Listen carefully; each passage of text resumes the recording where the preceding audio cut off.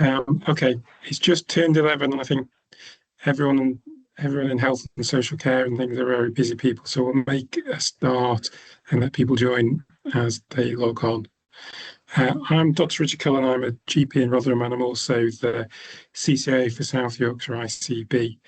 And I'd like to welcome you to one of our South Yorkshire Bitesize series.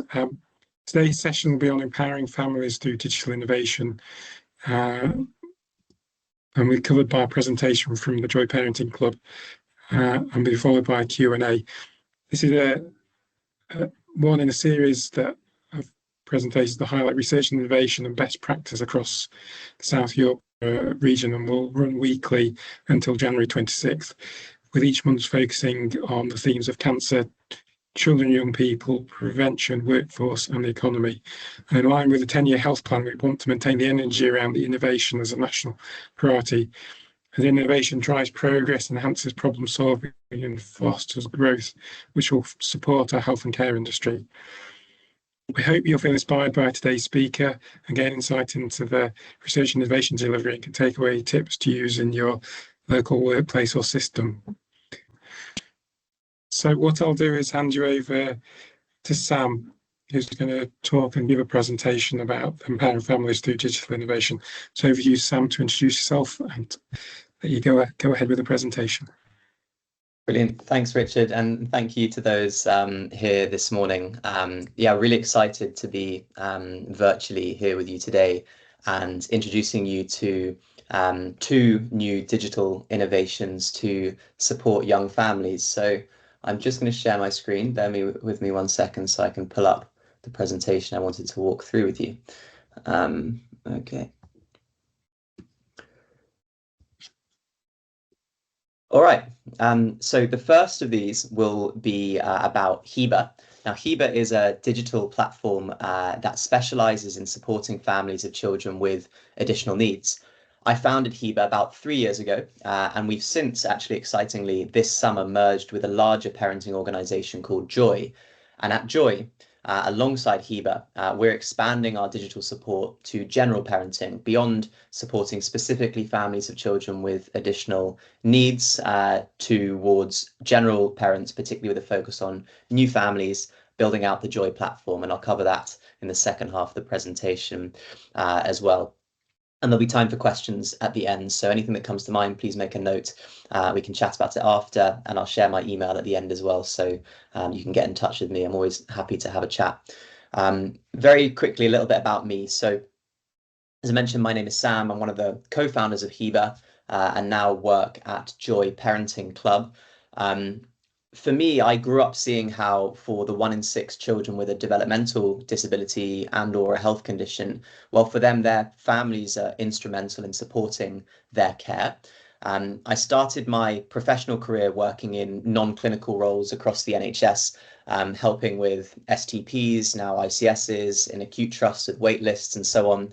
And then I joined an international healthcare organization working on healthcare innovation.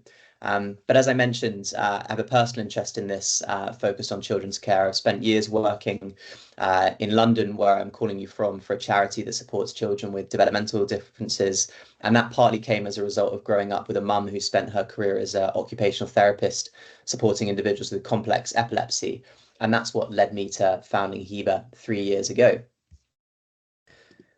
So, as I mentioned, today I'm going to start by introducing you to Heba before sharing a bit about a recent study that we ran with the Heba platform, showcasing our support specifically for families of autistic children. We'll then touch on the work we're now doing at Joy towards the end of this presentation as well. So why does Heba exist? Well, the majority of care management, coordination and navigation for long-term conditions generally is often done by the patient themselves. And in the case of children or particularly complex situations, their families are the ones doing that management, coordination and navigation. And it's really important that families are able to store, to track, share and make sense of that information, are empowered to manage care in the home, such as adhering to medications or therapies, and then share that information with their care team. And particularly in the case of children, that care team can span a number of different organizations and sectors across health, education, social care, private sector, public sector, charity, and so on. And that means it can be really complex as well for a family. From finding local support to understanding benefits to supporting care in the home, it can be really overwhelming for families, and they are their child's care coordinator and their navigator, but often they're left to work it out for themselves, which has really high cost to them, to their children, and to the care system. So what is Heba? Well, at Heba, we've built and continue to build a digital platform to support families, a mobile app. It combines access to care management tools alongside access to expert content and guidance, both of which are supported by recent advances in AI technology, which I'll touch on and show you a demo of shortly. You can actually download Heba yourselves right now for free from the app or the Google App Stores. You can see some of the reviews families write about us, and you can join 10,000 other families who have started using the app. The vast majority of the features on the app are totally free. There's a premium version as well we call Heba Plus, and that exists so that we can continue to invest in developing the product further. And it is made freely available to a number of families when we contract with the care organizations that support them. All families can pay a monthly subscription of about £5 a month if they come to us directly. So I'll show you a demo in a moment because I think that's the easiest way to help convey what a digital platform is, which in the abstract doesn't give too much. But the app allows users to ask specific questions to help them navigate care. For example, where they might be able to find autism-friendly weekend activities near them, or providing a central and secure place for them to keep track of and share important information, whether that be medicines, symptoms, behaviors, and more. And the reason we've built it in that way is because the status quo today to help families manage and navigate care is quite limited. Typically, families are bringing stacks of paper folders, or they've created their own systems using notes apps on their phone or WhatsApp groups or spreadsheets. And we've been amazed actually how often parents will reach out to us and they'll say, oh, I've tried to hack something together a little bit like this myself, or perhaps they might know somebody who's a software engineer and they've been trying to convince them to build something. Because we are now seeing this first generation of digitally native parents who can see the advantages of being able to use technology to keep track of their child's care, to share that information. But today, still, when it comes to seeking advice, most families are Googling or they're waiting hours on helplines. And so by shining a light on the needs of these families and their families, of these patients and their families, we believe that more can be done to support them and their own care. And I wanted to emphasize that Heba was co-designed by families and organizations across the UK. We spent a huge amount of time in our first year, and we continue to do, in physical workshops in person with local parent carer forums, with charities, and virtually still running workshops to get feedback. So let me show you the demo.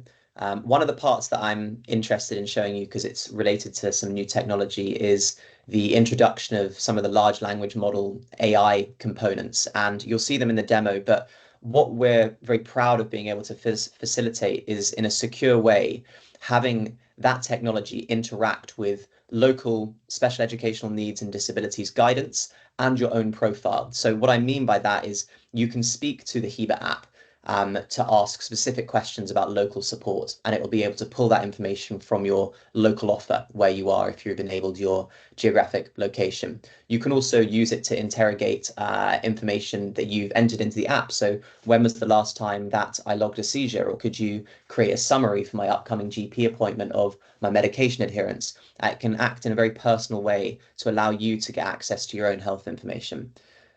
So let's go on to the demo here, and bear with me one moment while I just share my other screen.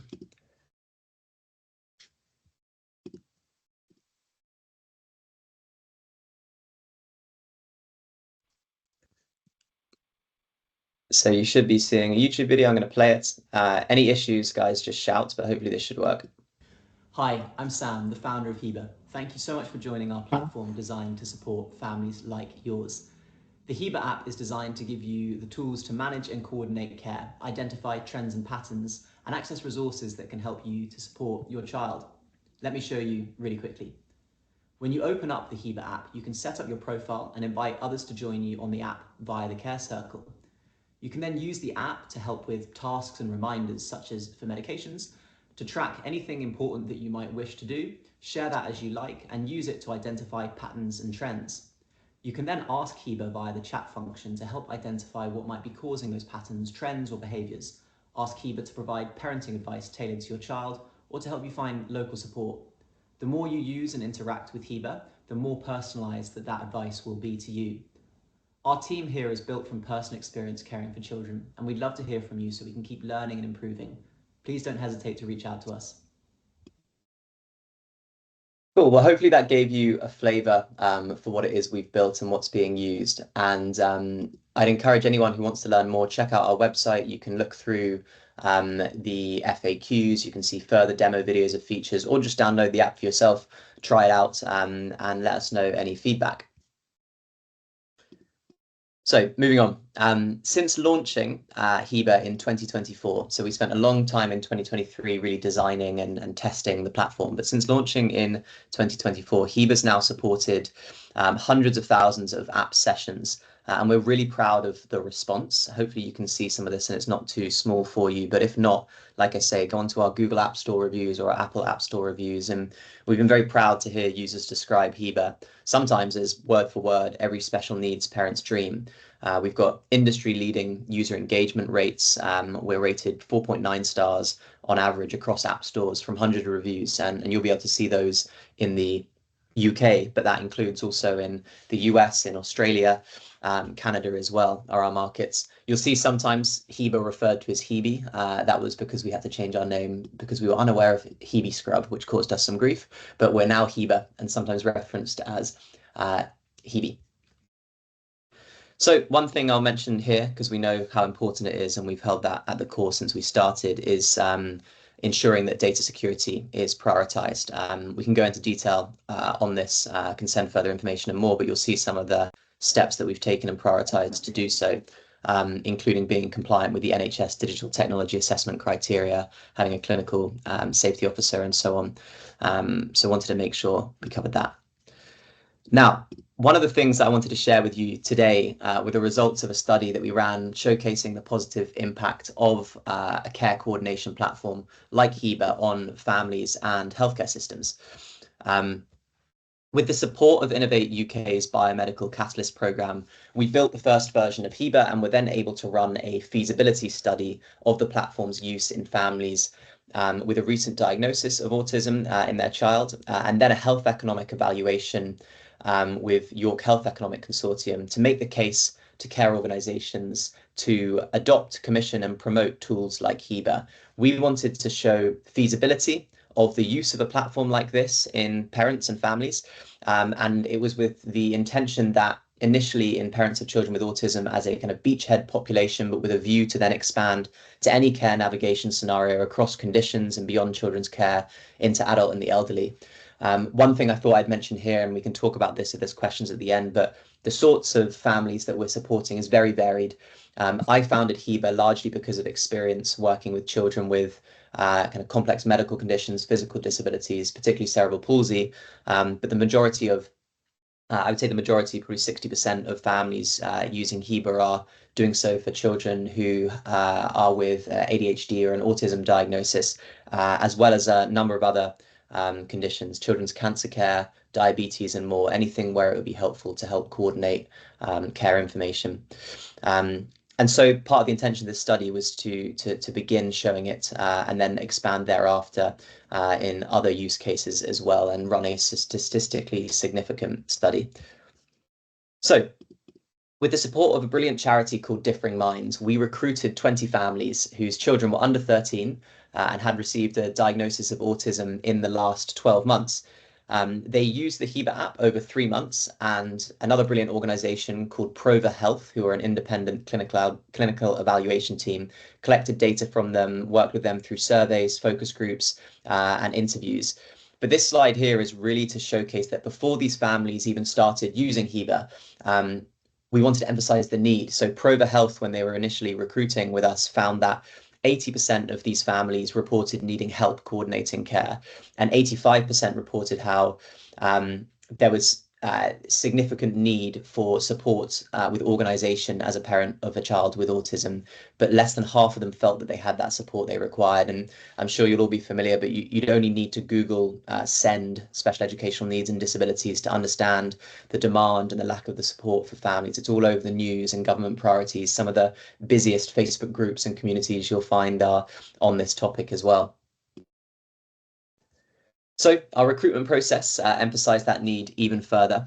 Over 116 families registered to be part of this, and some of you might be familiar with kind of clinical trial recruitment, and this is obviously on a much smaller scale, but usually very hard to get people interested in something like this. And we're really pleased to see so many people wanting to be part of what we're trying to do at Heba. Equally, I think it's quite important to note that it was another illustration of the level of demand and perhaps lack of support available to these families. One of the emails we received from a selected participant, I've just pasted here at the bottom. To quote her, "My jaw literally dropped. I couldn't believe how helpful the app was, not alone how inclusive this was for my needs as a parent carer." So that was encouraging from the start that we might be onto something that could support these families. We were really proud of the impact that Heba had against our core measurements. We found that families of children with developmental differences reported improvements across care coordination, care navigation, care communication, as well as a reduction in stress after the 3 months of support of the app. Now, of course, this is only a feasibility study, but we're excited to hopefully demonstrate similar effects on a larger scale across conditions in due course with the support of programs like the Biomedical Catalyst from Innovate UK.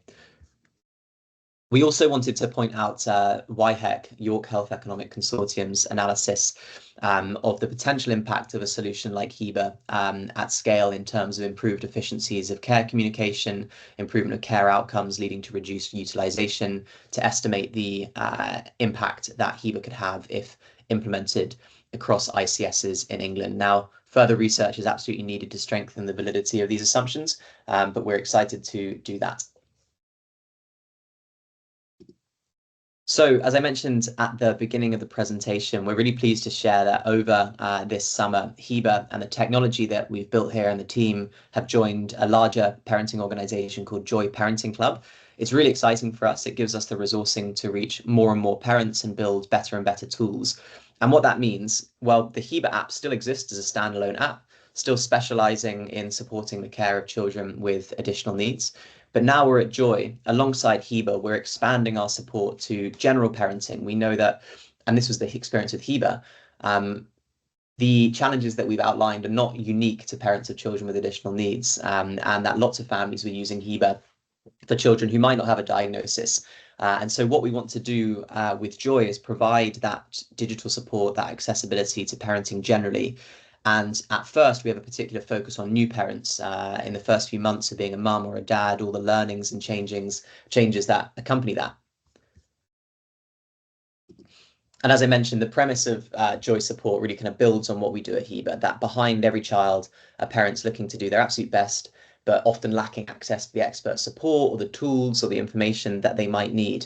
And we'll be taking the underlying technology of Heba and further building on it to get support to families in many other walks of life by providing tools and 24/7 access to expert guidance to help them.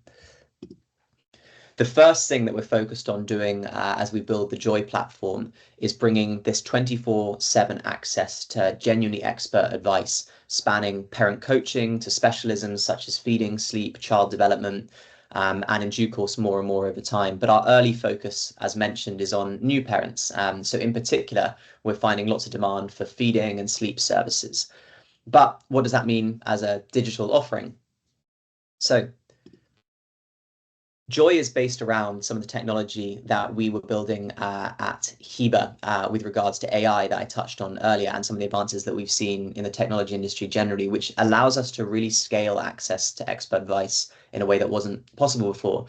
The product, again, delivered as a mobile app, allows Joy users to open the app and immediately get access to answers from expert AI personas trained on a huge vetted content library and a huge number of conversations and human coaches that Joy has on hand and the conversations around that. You can move between different expert specialisms and personalities. So you start with an AI persona based on Emily, who's one of the co-founders at Joy, who's a qualified parent coach. You can ask questions, ask advice. You can then move to Elena, for example, if you wanted to speak to a feeding expert. Elena is one of our expert feeding coaches, and these AIs are trained on their content, the database of conversations, and more, and then assessed and iterated on by the human expert themselves. Now, importantly, if at any point the answers that you are immediately getting aren't what you're after, or you just rather speak to a human expert, you can tap a little button at the bottom of the app that says connect, and then have a direct chat with a human expert. Of course, that might take 10 to 15 minutes to get a response as opposed to instantly, but you can do that at any point. You can book video calls with them as well. And what we're really excited now that we've joined Joy and we're getting kind of stuck in is building lots of exciting features around that core of the Joy app. So introducing some of the features of Heba related to keeping everyone on the same page. For example, a central place of information about your child. That might be sleep, feeding trackers, memories like photos and events, whatever it might be, and being able to share that, trust that it's available to you when you need it, to reference to refer to, and more. Now, as I mentioned, we've only recently joined Joy, so I'll pause there on Joy, but I hope it gives you a flavour for what is ahead, broadening the support that we're able to provide to families. So that leads me to wrapping up. I've kind of not paid too much attention to the time, so I hope I've been roughly in line with what was hoped for. I really appreciate you guys being here today and listening. I hope for those of you who might rewatch this back and weren't with us live, that it was interesting as well. But the goal was really to give a bit of a flavour for innovation in children's care. And if you're interested in learning more or have any thoughts, questions or feedback, don't hesitate to reach out. I'd love to hear from you. My email here, sam@joy.co, is the best one. Thank you. Thanks, Sam. That was really interesting, and I have a few questions myself. Just, Sam, quickly, do you have any dad thoughts? Just as a dad, I noticed on the Joy one, they're all women giving advice, and I probably get shot down by lots of people, but I think as a dad, sometimes with like the ability to change the AI persona into a man, just to feel that advice is coming from a different shared perspective, even behind it. So do you know if there is a function for that? Yeah, great question. We don't have AI personas that are fathers yet in the Joy app, but we have a huge amount of content related to being a father.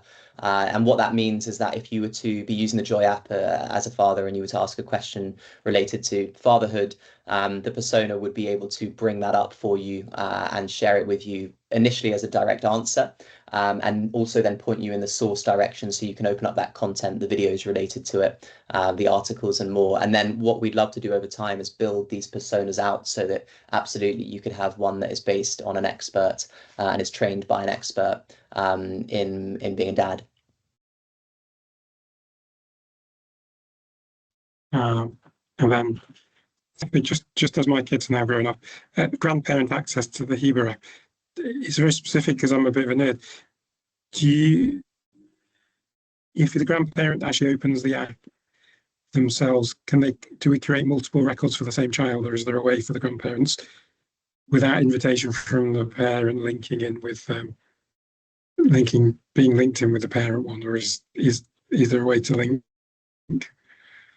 Yes, yeah, there is. And apologies on the Wi-Fi on my end is being a little bit funny. So tell me if you've got any issues. I think I caught your question. It's about being able to provide access to the information to others, such as grandparents. Yeah, so that's one of the key features to Heba, is what we call the care circle. So you as the parent who sets this up, it's at your discretion who you invite to the platform, and you can do so with permissions. So many people will invite grandparents, and you can say that the grandparents have full access to add information there as well, or they just have access to view certain information so they can log in and see what's going on.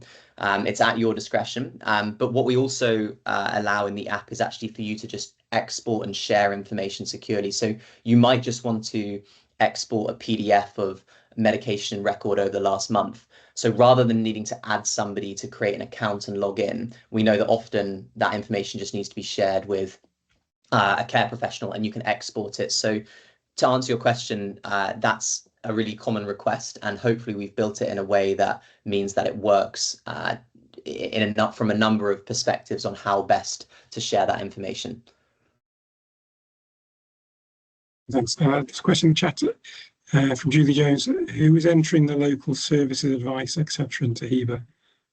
Yeah, good question. So we work with local authorities and then also other care organizations like Bupa to point the AI in the direction of the local guidance. So what that means is that for myself, I'm calling you from Islington in North London, Islington's council has the Islington local offer. So what we do is prioritize that information as where Heba draws its information from. So it knows that Islington's autism services are those that are listed on the Islington local offer website. Every local authority has a local offer related to special educational needs and disabilities. So it draws from that, and then the NHS, the national NHS guidance as well. But I should point out, we make it quite explicit within the app that we don't provide medical advice.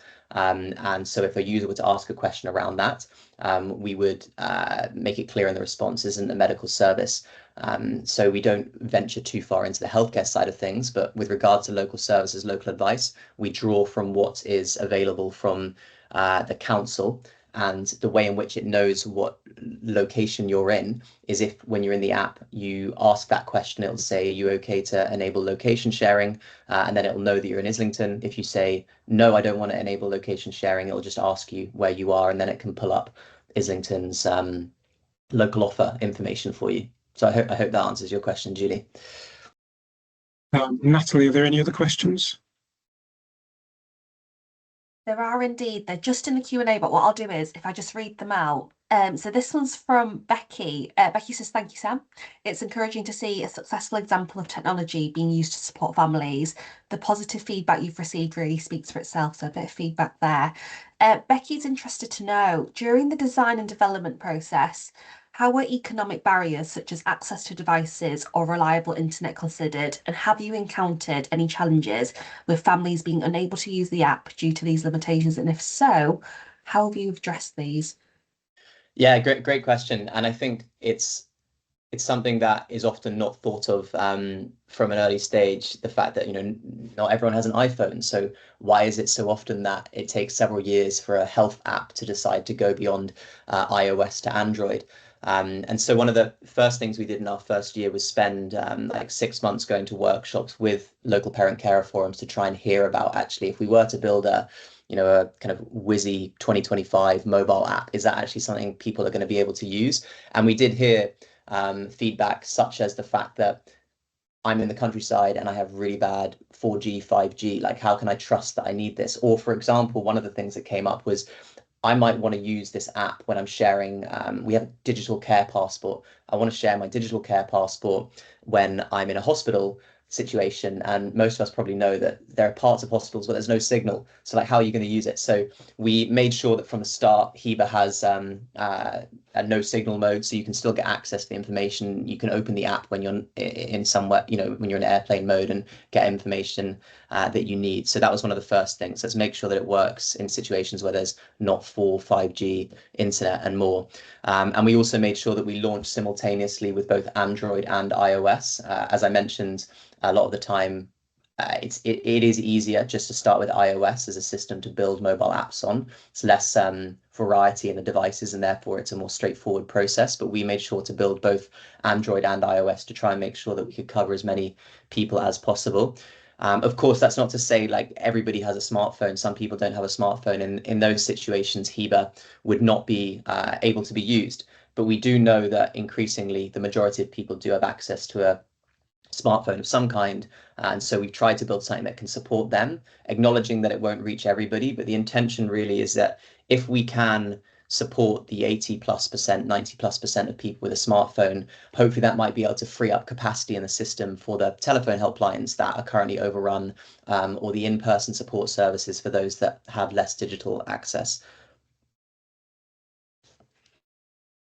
Thank you, Sam. That was really helpful. And it sounds very inclusive, to be honest, and it feels that actually it might be really important that you shared the fact that there are people there who can't access it because, I guess, of health inequalities within digital as well, and whether that's kind of digital literacy or whether that is the fact that people don't have access to that technology. I think that might be a bit of a note to kind of commissioners out there as well, to say, well, actually, how do we support these populations who may need that further support?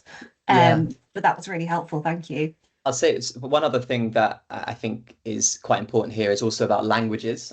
So we worked a lot with the Tower Hamlets Council for our workshops, and for many of the parents, the parent care forums there, English wasn't a first language. But what's actually fantastic about some of these advances in AI technology is that if you're using the Heba app and you ask it a question about where are my local services, or can you help me pull up, my history of seizures, for example, via the conversational AI that I showed, you actually can ask those questions in any language because of the pace of technology that we're building on top of. It's not just restricted to English. So if you were Spanish speaking and you said, where are there some autism friendly children's services near me, the AI will of its own accord be able to take the information on Islington local offer, translate that into the language that you asked the question in, and send it back to you. And that was one of the other barriers that often came up was, English might not be a first language.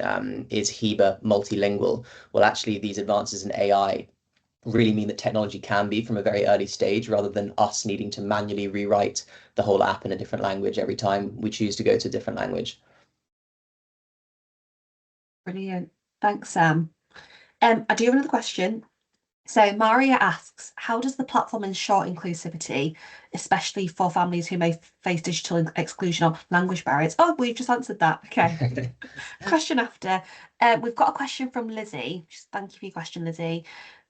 Linked to the conversation / discussion around accessing with limited signal / inside a building. And this may be a technical question that I may not understand the answer. How is this possible? Yeah, so a lot of apps will be totally running in the cloud. And so what that means is if you wanted to open up let's take the digital care passport as an example. And I think some of you might be familiar with what this is. A paper care passport is often something that's suggested to children, families of children with additional needs, so that if you were in an emergency situation, you could quite quickly hand over a piece of paper that had key medications, diagnoses, important information about how to look after that child. Well, it's actually a lot more convenient for most families today to have a digital equivalent of that, because you might not have the piece of paper on you at the right time. You might have used it once and then forgotten to print it out again. A digital version is one that sits on the app. You can export it as a PDF. You can just turn your phone around. So a purely cloud-based app, if you had no signal and you clicked on the Heba app, it just wouldn't load because it wouldn't be able to connect to the cloud. What we do is store that care passport locally on your phone as well, to make sure that if you were in the bowels of a hospital and there was no signal, when you clicked on the app, your care passport's there for you, so you can flip it around and show the person who needs to see the medication information, or how that person expresses themselves when they're in pain or otherwise. So it's there for you. There are some features of the app that mean that you will need an internet connection, but the core ones around accessing your important information and using that in a time of need are available offline. My co-founder is the technical one, and he's unfortunately not here today. So I hope that gives enough of a technical explanation that it makes sense, but happy to go into more detail. If anyone had any questions, just drop me an email and Uzai can provide a bit more on it. Thank you, Sam. Thumbs up from Lizzie. I think you answered that well. Another question that we've just had in the chat. So you mentioned that feedback is gathered from your users. How is this acted on to continuously improve the service? Yeah, so we have, as do most kind of tech companies or companies generally, we have a bit of a roadmap of features that we think will be really useful for families, or kind of improvements to the existing features that we think will be useful for families. And what we do is that we assess that against the information we're getting from our users, and that comes from a number of angles. You, as a user of Heba, can submit feedback directly in the app, and that comes to myself and my co-founder. We also occasionally reach out to families via emails and kind of offer like an Amazon voucher if you want to have a video call with us for feedback.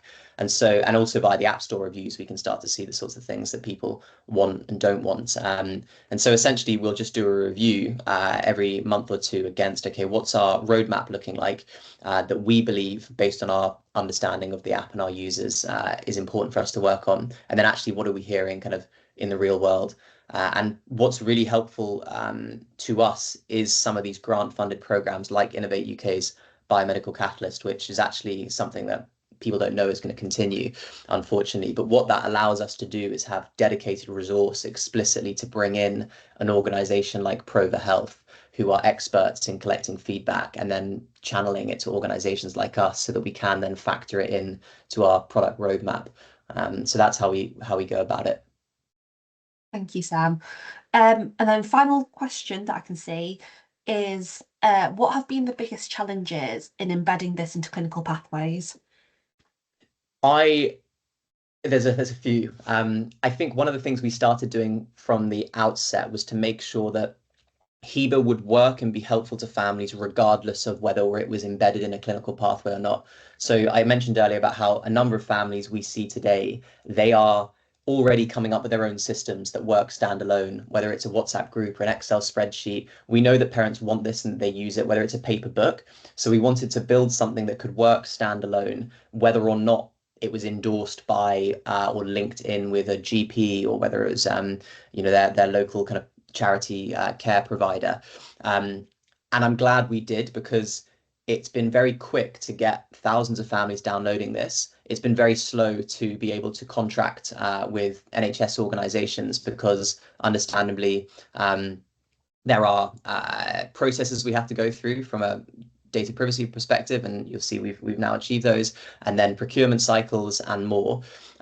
We have had faster progress with non-NHS organizations, charities, private care organizations as well. But it is the nature, and it's probably not a surprise, of healthcare sometimes, and particularly the NHS, that takes a while. So the first thing I would say is that it has been slow to kind of formally contract with organizations in the healthcare sector. So I'm glad that we were able to make Heba useful as a standalone product. The second thing I'd say with regards to getting in clinical pathways is that we built Heba to be something that information can be very easily accessed from and shared from. We know that clinicians don't want another portal just to log into. They don't need another thing to sign into, to have to set themselves up on. And so we kind of foresaw that challenge. If you were a parent of a child and you wanted to invite their physiotherapist, it's quite a big ask to then have the physiotherapist sign up and use the system. So what we built was a way for you just to export the information you need as a PDF that can then be sent to them, printed out to them, emailed to them, whatever it may be, rather than requiring their login. So there is the procurement challenge, and then there's the actual day-to-day challenge of, well, how do you encourage people who are used to an existing set of systems to use yours? We'd like to think we've approached them in ways that have meant that we've been able to do our best against those challenges, but those are probably the two.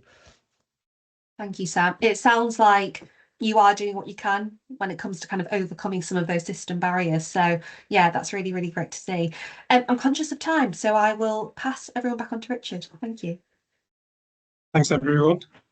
Yeah, we are coming to the end of the allocated time.